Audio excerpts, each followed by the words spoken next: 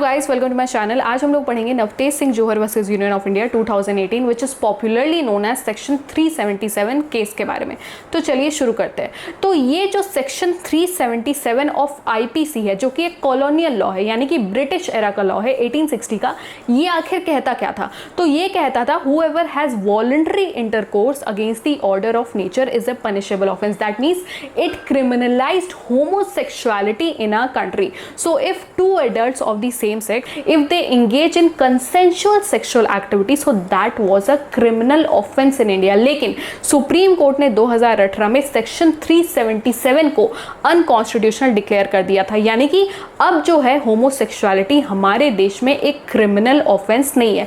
So section 377 of IPC was declared as null and void by the Supreme Court in the year 2018। लेकिन ये जो पूरा movement है to decriminalise homosexuality, to declare section 377 as unconstitutional, ये movement आखिर शुरू कहां से हुआ और कैसे सुप्रीम कोर्ट ने ये जजमेंट दिया और किस रीजंस के वजह से दिया, आज हम लोग इस लेक्चर में डिस्कस करेंगे। तो 2001 में एक activist group Naz foundation trust ने पीआईएल फाइल किया दिल्ली हाई कोर्ट में challenging the legality of section 377, but Delhi high court refused to consider the petition by the Naz foundation, saying that Naz foundation does not have locus standi in this matter. यानी कि Delhi high court ने नास foundation के इस petition को hearing के लिए ही reject कर दिया। लेकिन नास फाउंडेशन ने हार नहीं माना, उन्होंने दिल्ली हाई कोर्ट के इस डिसीजन के खिलाफ अपील किया इन दी सुप्रीम कोर्ट, और सुप्रीम कोर्ट ने फाइनली ये फैसला सुनाया कि Delhi high court must consider the petition by the Naz foundation, और फाइनली दिल्ली हाई कोर्ट ने इस पिटिशन को हियरिंग के लिए एक्सेप्ट किया।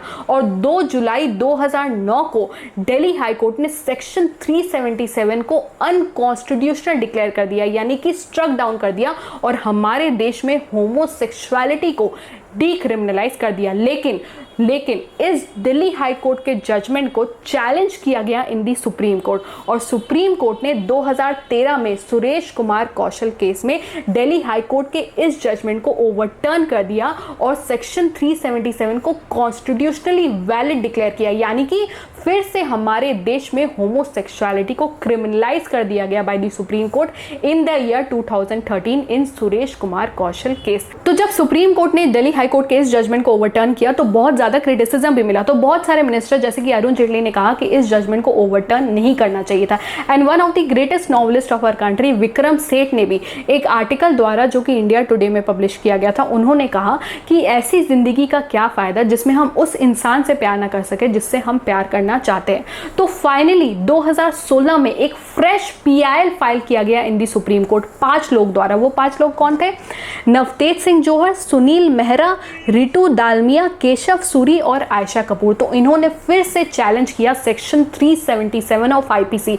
वो चाहते थे कि सेक्शन 377 ऑफ आईपीसी को अनकॉन्स्टिट्यूशनल डिक्लेयर कर देना चाहिए और हमारे देश में होमोसेक्सुअलिटी को डीक्रिमिनलाइज कर देना चाहिए। अब उनका कहना यह था कि ये जो सेक्शन 377 ऑफ आईपीसी है, ये हमारे फंडामेंटल राइट आर्टिकल 21 को वायलेट कर रहा है, which talks about life is living with choice and dignity, और ये हमारे फंडामेंटल राइट आर्टिकल 15 को भी वायलेट कर रहा है, जो कि कहता है no discrimination on the basis of race, religion, caste, sex और प्लेस ऑफ बर्थ। यहाँ पे आप सेक्स के बेसिस पे डिस्क्रिमिनेट कर रहे हो, और ये हमारे फंडामेंटल राइट आर्टिकल 14 को भी वायलेट कर रहा है, which talks about right to equality, and it is also violating fundamental right article 19 which talks about freedom of speech and expression.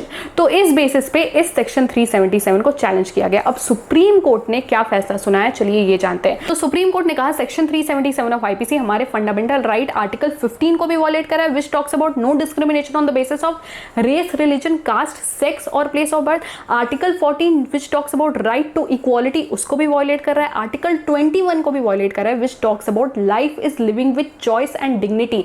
आपके लाइफ पे, आपके सेक्सुअल ओरिएंटेशन पे आपका हक है, आपका ऑटोनॉमी है, उसे आपसे कोई भी नहीं छीन सकता। तो सुप्रीम कोर्ट ने क्या फैसला सुनाया, चलिए ये समझते हैं। Accepting this contentions, the Supreme Court found Section 377 to be discriminatory towards LGBT community and noted that sexual orientation was an inherent part of their identity, dignity and autonomy. On this basis, the court decided that Section 377 constituted a violation of the right to dignity, privacy, sexual autonomy under Article 21, जैसे मैंने आपको बताया। Freedom of expression under Article 19, उसको भी ये violate कर रहा है Section 377। The right to equality under article 14 and non discrimination under article 15 of the constitution. तो इस बेसिस पे सुप्रीम कोर्ट ने सेक्शन 377 को अनकॉन्स्टिट्यूशनल डिक्लेयर किया। देखो, given our judgment in Puttaswamy in particular the right of every citizen of India to live with dignity and right to privacy including the right to make intimate choices regarding the manner in which such individual wishes to live being protected by article 14, 19 and 21. It is clear that section 377 in so far as it applies to the same sex consenting adults demeans them by having them prosecuted instead of understanding their sexual orientation and attempting to correct centuries of the stigma associated with such person. Finally section 377 को हमारे देश में supreme court द्वारा 2018 में unconstitutional declare किया गया।